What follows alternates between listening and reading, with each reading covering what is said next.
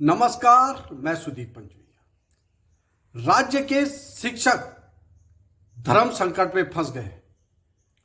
सरकार ने उन्हें सेवा काल में पहला और अंतिम प्रमोशन के लिए परीक्षा में बैठने का न्योता दे दिया है।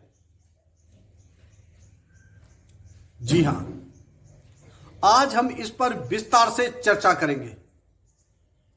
इससे पहले आपसे छोटा सा अनुरोध, तीर चेता के YouTube चैनल को सब्सक्राइब करें, लाइक करें और कमेंट्स के माध्यम से हमें अवगत जरूर कराएं।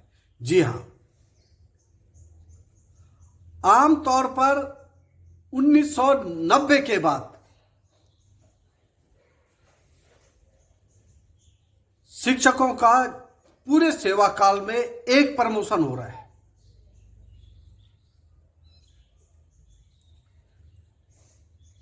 एलटी और लेक्चरर की हम यहां बात कर रहे हैं। यह प्रमोशन होता है हाई स्कूल के प्रधान अध्यापक पद पर। इसमें भी केवल 40% शिक्षक ही प्रमोशन पा रहे हैं। इस 40% पे इंटर कॉलेज का प्रिंसिपल बनने का मौका बहुत कम को मिलता है और पिछले 5 साल से तो लगभग ये भी अब बंद सा हो गया है। सरकार ने शिक्षकों की चिंता करते हुए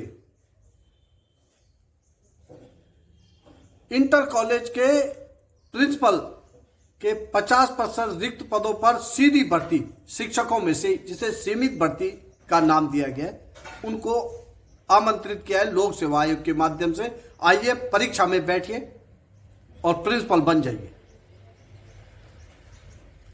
इसमें जो एज बार और प्रवक्ता पद पर अनुभव का जो मानक रखा गया है, उससे समानता का कहीं ना कहीं उल्लंघन हो रहा है।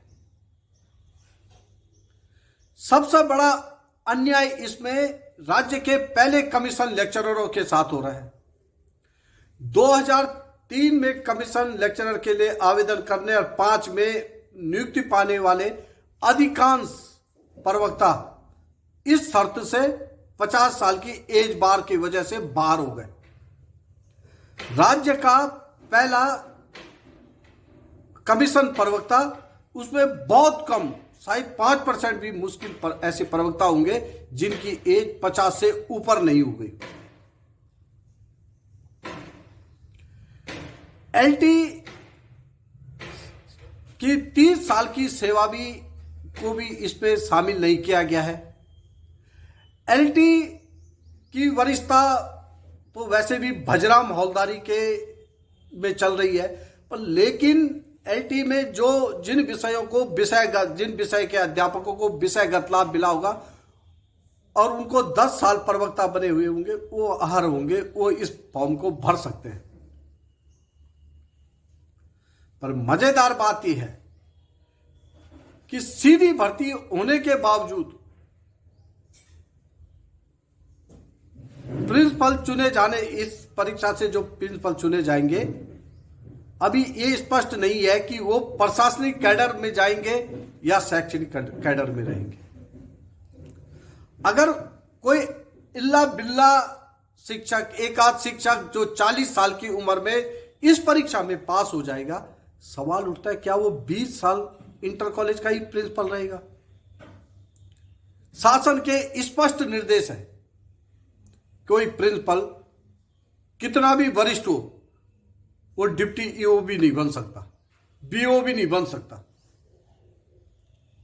ऊपर के सब पद तो प्रशासनिक कैडर के हैं। ऐसे में सवाल उठ रहा है, क्या ये शिक्षकों को की हदें तय करने, उनके प्रमोशन की हदें तय करने वाली परीक्षा है?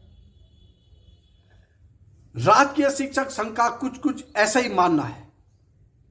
राजकीय शिक्षक संघ पूरी तरह से इसके विरोध में उतर चुका है। विज्ञापन की प्रतियां जलाई जा चुकी हैं और सरकार पर गंभीर आरोप लगने लगे।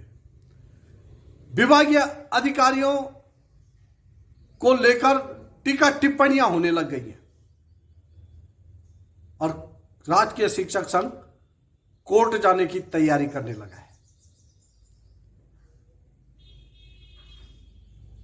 पूरे मुद्दे पे बहुत सी बातें हैं, इन पर किसी दिन विस्तार से चर्चा करेंगे।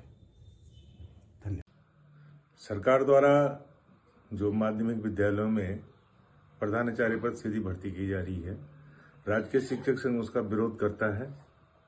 अब विरोध क्यों करता है, मैं कुछ तथ्य सामने रखना चाहता हूं। क्योंकि जो पदोन्नति की जो 100% पदोन्नति थी, राजकीय शिक्षक संगठन ने लंबी लड़ाई के बाद उसे प्राप्त किया। और आज यह दुर्भाग्य है कि बिना संगठन और शिक्षकों को विश्वास में लिए हुए एक तरफा निर्णय विभाग शासन सरकार द्वारा किया गया और केवल 3% लोगों को फायदा पहुंचाने के लिए यह नियमावली बनाई गई। और सबसे बड़ा दुर्भाग्य यह रहा हमारा कि जब ये नियमावली बनाई गई, इसका मुखर विरोध नहीं किया गया और जिसके कारण आज संगठन को बहुत सारी पेचीदगियों का सामना करना पड़ रहा है। किंतु शिक्षा की सर्वोपरि मानते हुए प्रांतीय कार्यकारिणी, राजकीय शिक्षक संघ एवं हमारे मंडल, जनपद और ब्लॉक कार्यकारिणी तो जितने भी हमारे शिक्षक संगठन के सदस्य हैं, वे हर स्तर पर इसका विरोध करेंगे और पूरा प्रयास करेंगे कि इसको निरस्त किया जाए। ठीक है, अगर बहुत जरूरी था कि सीधी भर्ती करनी है, कहीं विषमता हो रही थी, तो संगठन के विश्वास में लिया जाना चाहिए था। इसमें हमारे जो एलटी के शिक्षक हैं उनको भी सम्मिलित किया जाना चाहिए था। उम्र की कोई बाध्यता नहीं होनी चाहिए थी, लेकिन केवल कुछ लोगों को फायदा पहुंचाने के लिए नियमावली बना गई, जो दुर्भाग्यपूर्ण है। और संगठन, अगर सरकार सीधे तौर पर इसे निरस्त नहीं करती तो संगठन माननीय उच्च न्यायालय में भी अपनी बात रखेगा और किसी भी तरह इस नियमावली को निरस्त कराएगा। और कहीं ना कहीं मुझे ऐसा लगता है कि यह शिक्षकों के बीच दरार पैदा करने की एक कोशिश शासन और विभाग द्वारा, सरकार द्वारा की गई, जो कभी कामयाब नहीं होगी। क्योंकि आज उत्तराखंड का कुछ छुटपुट इल्ले बिल्ले लोगों को छोड़ दें तो लगभग हमारे 99% लोग एकजुट हैं और उस संगठन के साथ हैं और वो हर तरह की लड़ाई लड़ने को तैयार है। मेरा तो उत्तराखंड के सभी अपने राजकीय शिक्षक संगठन के सदस्यों से आग्रह रहेगा कि आप शांतिपूर्वक, धैर्य से इसका विरोध करें और निश्चित रूप से हम विजय प्राप्त करेंगे। सबकी विजय होगी और सबका जो अधिकार है वो प्राप्त होगा। धन्यवाद।